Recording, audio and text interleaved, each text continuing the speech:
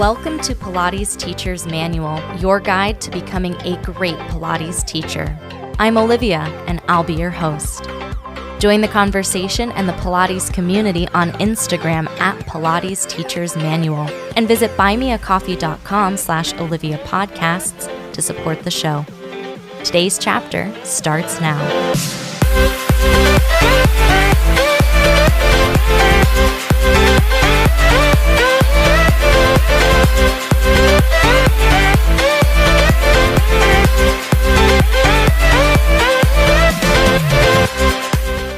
Hello, everybody. Welcome back to the podcast. Today, we're going to be talking about how to plan your class around a theme and why planning your class around a theme can be super liberating for you as a teacher, can really benefit your students, and also talk about some possible themes that you may want to explore in your classes.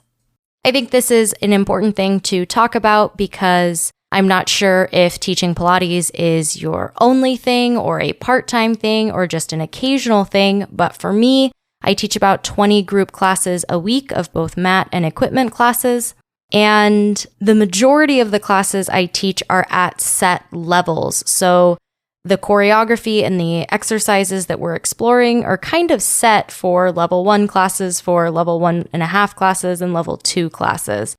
Because there are sort of limitations within that, I need to personally keep myself interested in what I'm teaching.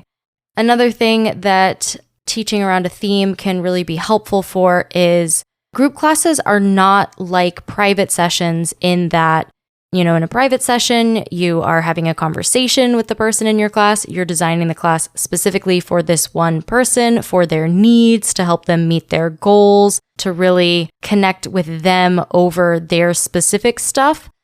And group classes, in addition to really just being sort of a general workout experience, you may have some familiar faces, but you may have people who have never done Pilates before or have never taken class with you before, and there isn't really a progression.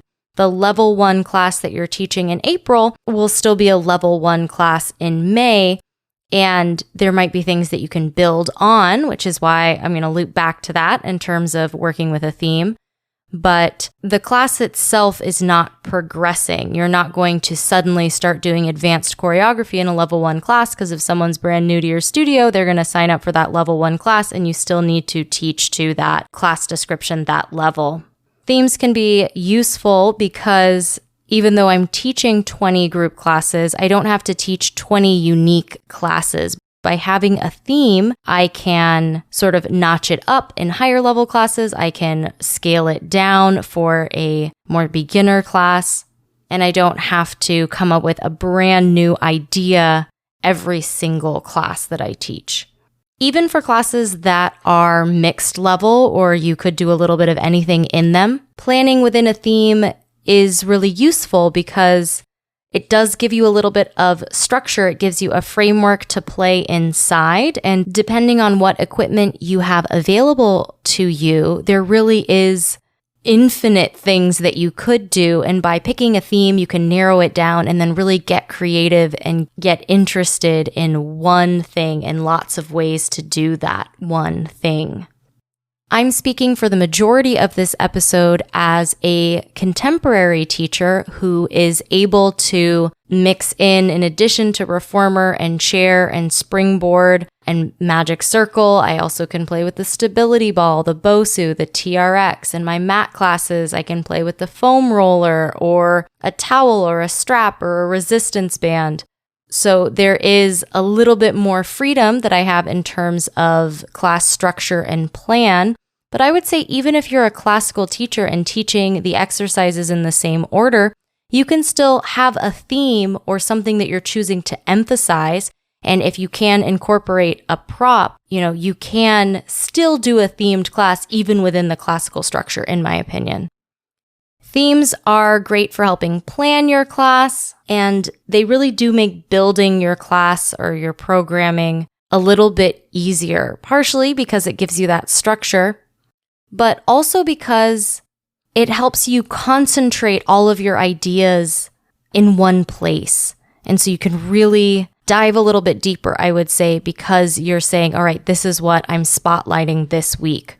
I'd say the best themes are ones that interest you. And that's from your personal Pilates practice. Like, what are you working on? What are you interested in? What really struck you in a new way as you are moving your body this week or today? If you're interested in it, your students will be too. I love when I take a class and the teacher says, oh, this is something that I just learned, or this is something I've been playing with, because there's just more connection there. Also, you get to engage more with what's going on. You can share the discoveries that you've made and help your students make some of those discoveries as well. So this is by no means the only themes that you can have for a class, but these are some that come to my mind when I think about planning classes and having a theme. You can build your class around an exercise or up to an exercise. So when you think about those peak Pilates exercises or those really challenging exercises that people tend to be working up to or really working on, I'm thinking about the roll up or teaser or snake or piking, especially on the chair, but really anywhere. Any of those quote peak exercises. You can take an exercise like any of the ones I listed or any other one and break it into pieces. And what are your legs doing? What are your shoulders doing? What is this body shape? Can we do it in different body positions? Piking on the chair. Can we do it seated? Can we do it standing? Can we do it lying down? Can we do it on our side? Can we do it kneeling? All of these things can just help your students make the connections that if you want them to find that deep spinal flexion, find that tuck of the tailbone, find that abdominal connection, you can explore it in a bunch of different ways and kind of build up to that exercise. You get to weave it in as you're working your arms, as you're working your legs, as you're doing side body. We just keep returning to that theme so that, we have all the pieces we need when we get to finally working on that exercise in its entirety. You can build a class around a movement. You could focus on thoracic extension. You could focus on rotation or spinal flexion. And then just like working on the exercise, can we do it in different body positions? Can we do it on different pieces of equipment? Can we find that movement in a variety of different exercises? And it doesn't have to be something that happens in every exercise. If you've got to incorporate some arm work, okay, well, maybe we can throw some thoracic extension in there, but maybe we don't.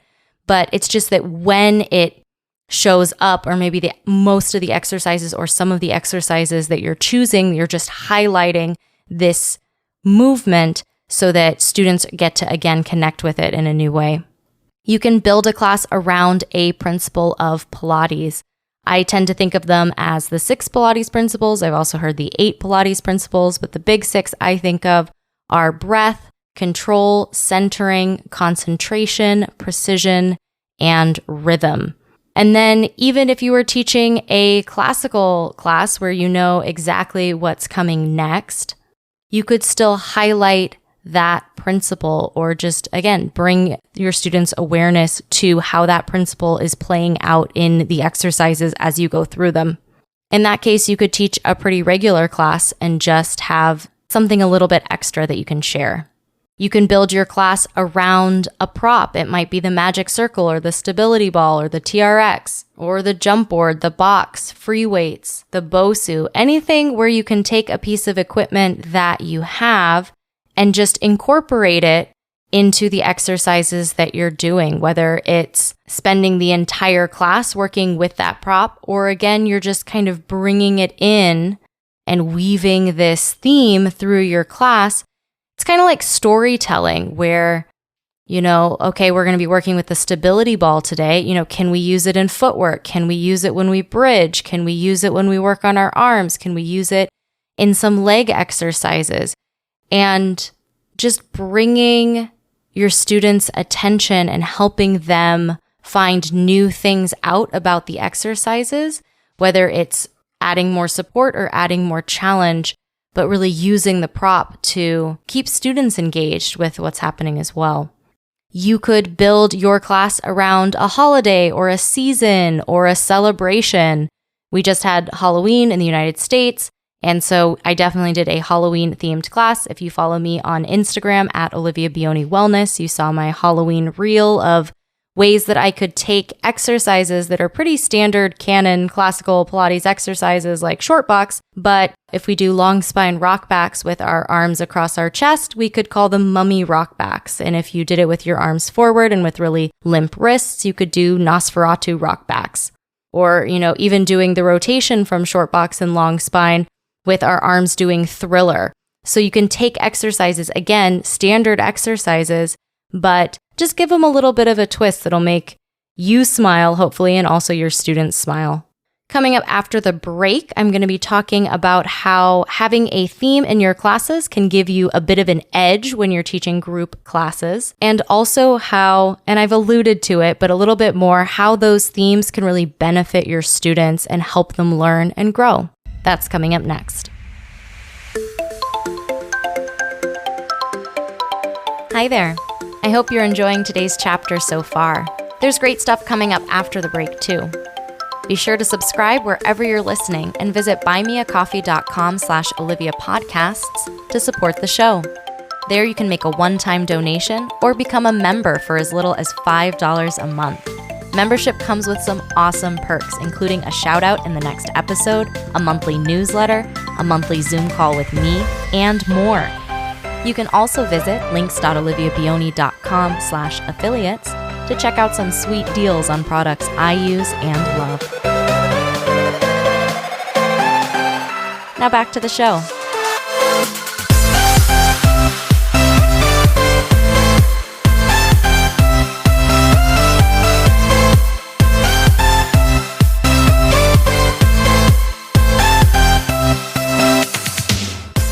I love teaching group classes, but I also recognize that they're kind of their own animal.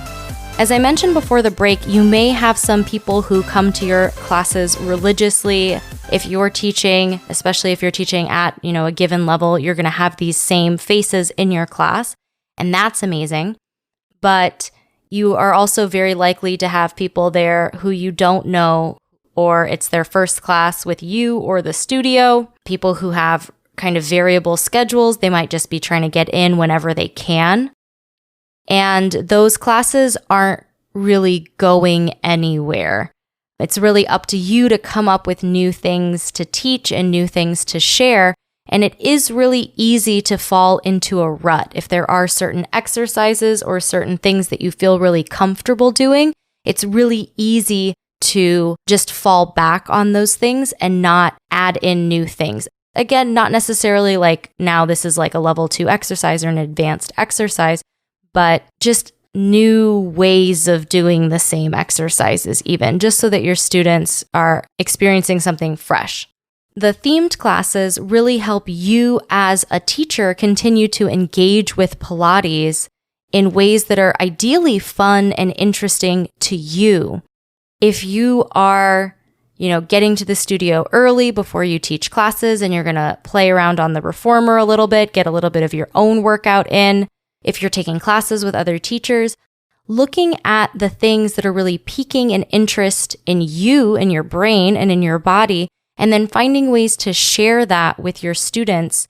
It's kind of like multitasking in your workout.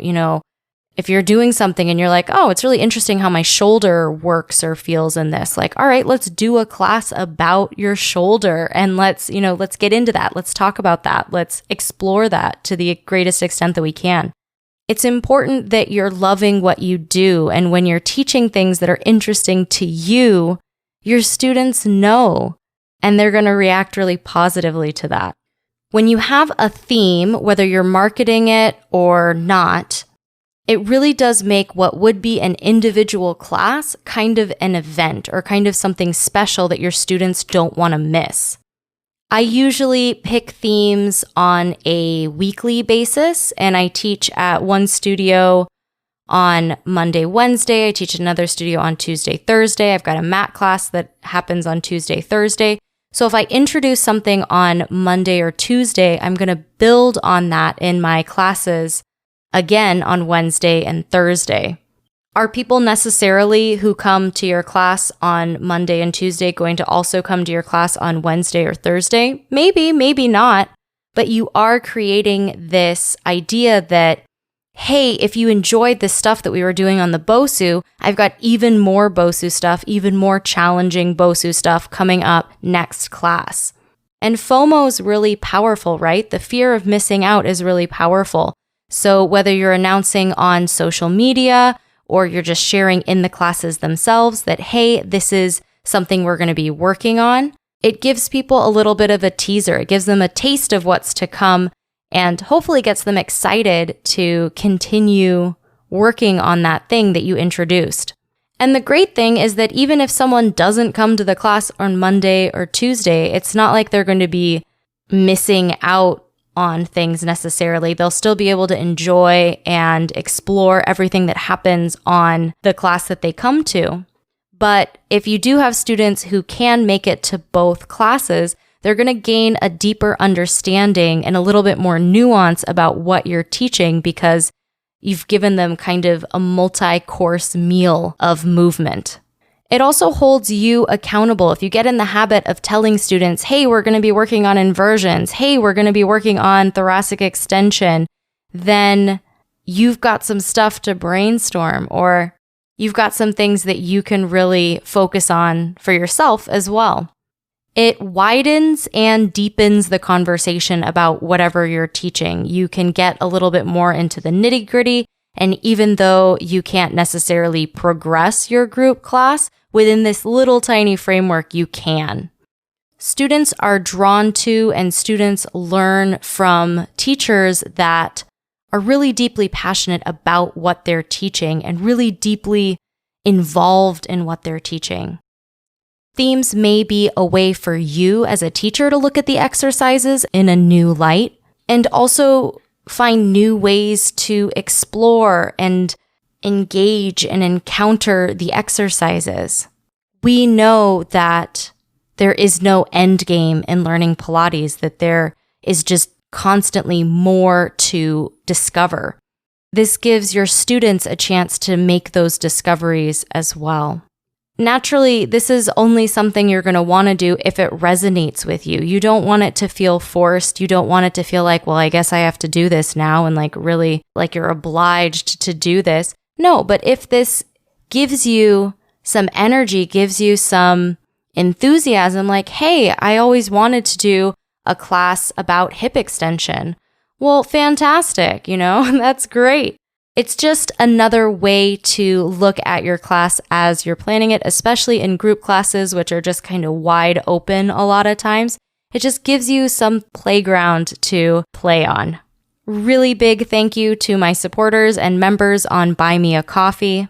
I'm looking forward to sharing a coffee with you later on in November in our very first Zoom party. Your support is what makes this podcast possible, and I am so thankful to you for your contributions. Have a great week, and I'll talk to you again soon.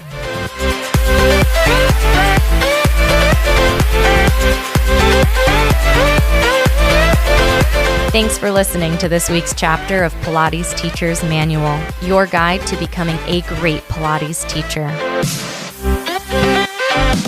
Check out the podcast Instagram at Pilates Teacher's Manual, and be sure to subscribe wherever you listen.